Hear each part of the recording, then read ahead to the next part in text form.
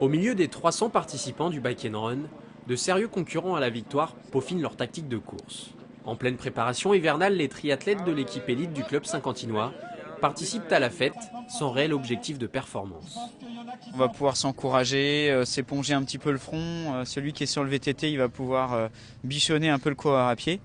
Et puis voilà, l'important c'est aussi de se faire plaisir, de partager un bon moment avec tout le monde. C'est un petit peu le lancement de la saison, donc ça fait toujours plaisir de revenir un peu en terre connue ici à Saint-Quentin. Le Bike and Run est l'exercice numéro 1 pour enchaîner les efforts intenses au-delà des 15 km/h et dans un laps de temps très court.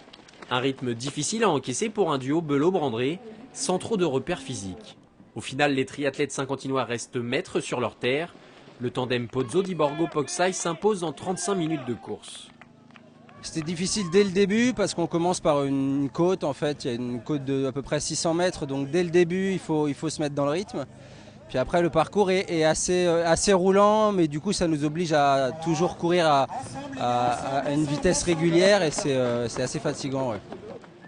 8e à l'arrivée, les cadors de l'équipe élite en terminent les jambes un peu lourdes.